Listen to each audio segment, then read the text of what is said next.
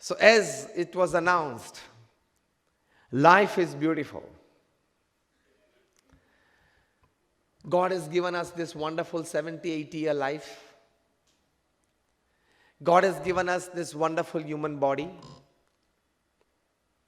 And we have all been the recipients of perhaps some of the most choicest bounties of heaven. We all sitting here are privileged that we have a wonderful family. We are all here sitting who are good, quite good settled in their respective jobs and businesses. So we all sitting here, if you consider these primary 5 factors, that a healthy body, a wonderful family, a good friend circle that you can relate to, fine academics, fine job, fine business, then all of us sitting here are into that selected 2% upon this earth who don't have all these 5 things together. So we are the chosen ones. We need to understand what life is beautiful and how to make it more beautiful. As I said that this is a wonderful human body gifted to us by God. If you understand the preciousness of this gift by God, if you understand the glory of human life, then you always get those thoughts and emotions to make your life more beautiful. According to American scientists, a lifeless human body, if prepared in the laboratory, because when prepared in the laboratory it is lifeless, but it is an imagination, it would cost about $5 trillion, which is more than the entire debt of America. And still that human body is lifeless. If you put a spoon of ice cream in its mouth, it would not water. What I mean to say, we have got a precious gift. Not just to enjoy our life, but to make our life beautiful. You get pleasures of life. That alone doesn't make life beautiful. You get various successes in life. That alone doesn't make life beautiful. You get the riches of life that you want. That alone doesn't make life beautiful. You get good connectivity, good relations, and many near and dear ones in your life. That alone doesn't make life beautiful. There are certain kind of right thinking processes, right kind of attitudes that make life beautiful. There are certain kind of right kind of emotions happening at the right time and getting expressed at the right time. That makes life beautiful. So in short, a right kind of combination of your head and heart makes life beautiful. Achievements, successes, and happenings and gatherings in life doesn't make life beautiful. Again, I repeat, the right combination of the head and the heart. That is the right kind of thinking and the right kind of emotions in your life makes it wonderful, makes it beautiful. So first, as I said, you must understand the preciousness of the gift that you have. Somebody gives you a diamond and you know the preciousness of it, so you preserve it well. In the same way, this human body that has been gifted to us, and when we are healthy, we must understand the preciousness of it, so we come to know how to utilize it to the optimum, not just energy level, not just entertainment level, but the optimum level that can make your life beautiful.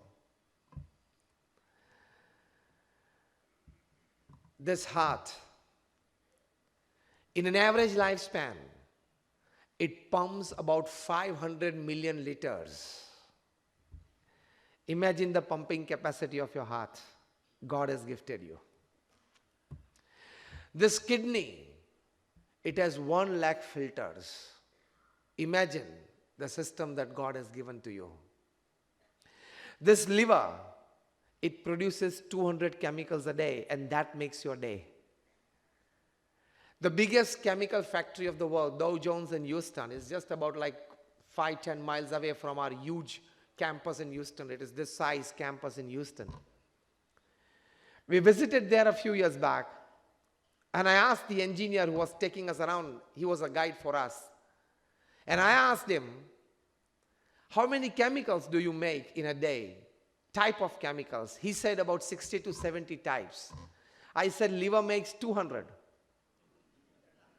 Every liver, it makes 200 different kinds of chemicals to make your day. Only then your night falls. You start from morning and your night falls after it makes 200 chemicals. And that is on order. If you squeeze your finger somewhere in the door, and that pain sensors the report to the mind that I want this particular chemical for relief.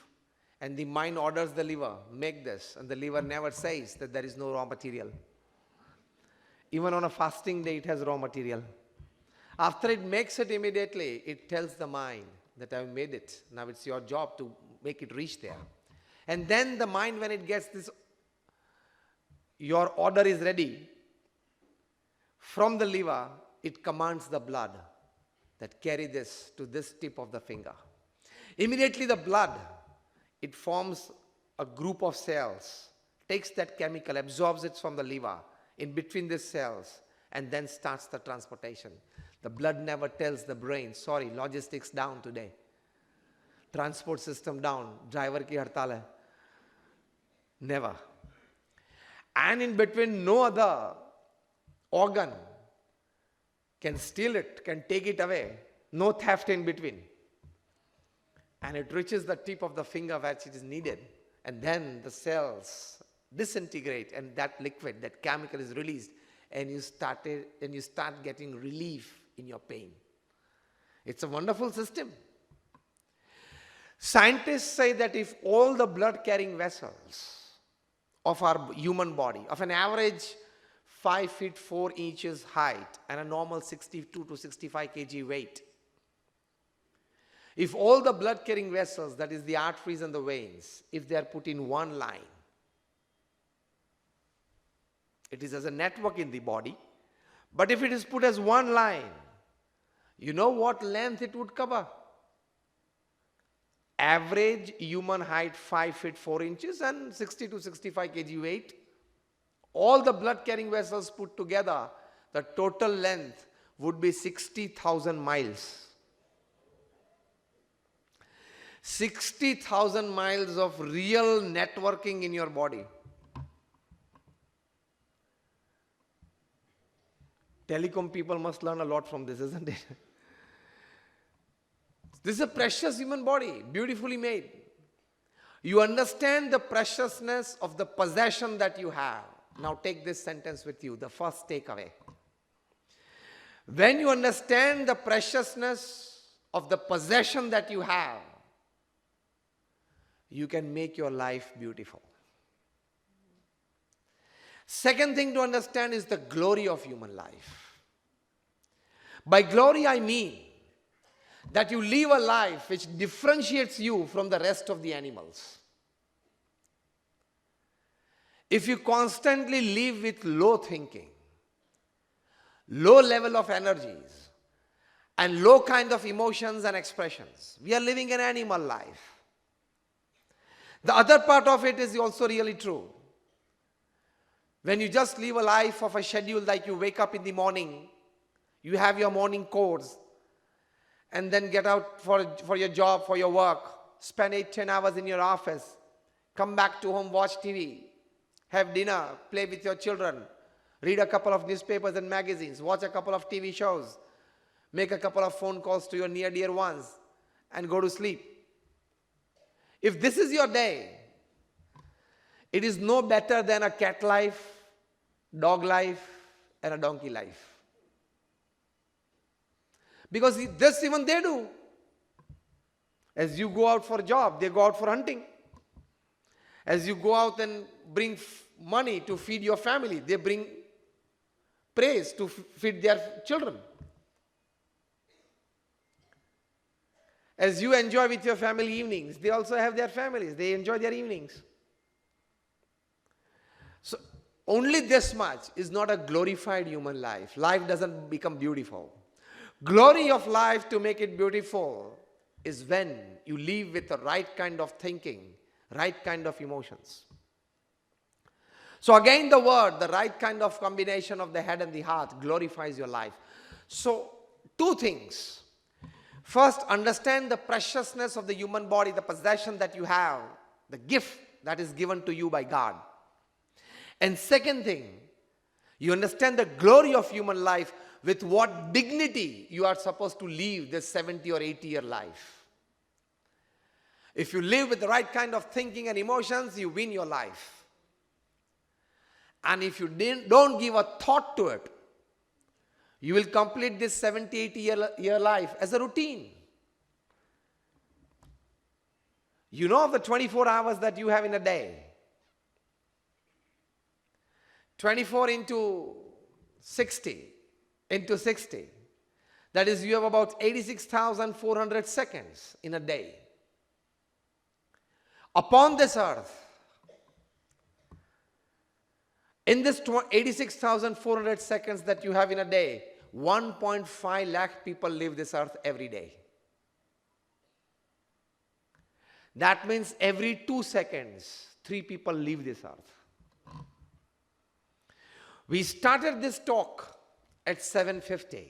It's 8:05. 15 minutes gone so far. 15 into 6 is 90.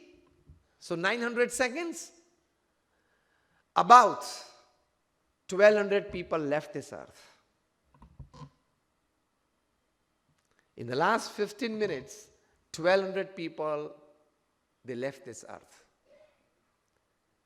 So the third part of the story to make your life beautiful is understand the limitation of time that you have upon this earth. Nobody can say that I will see many tomorrows. Can you say this? Can you say that I have many tomorrows? Yes or no? Give me a very clear one. No. So our great scriptures, they say, use some realistic words for this. Life, for they use it, kshanabhangur, kshanik. And I tell you, when I say about this, that of the 80-year life that you have, 70-year life that you have, 8 hours of the day you sleep, so 1/3 of the day you sleep. Clearly and directly proportional, 1/3 of the life you will sleep. So of 70 years that you live upon this earth, your 23 years are going to be in bed, sleeping. You don't know whether you exist or not.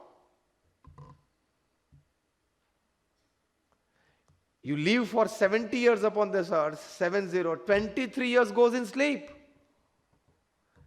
You don't know whether you exist or not. So the third important aspect of making your life beautiful is understand the limitation of the time that you have. And use it not just judiciously, but use it wisely. That makes life beautiful.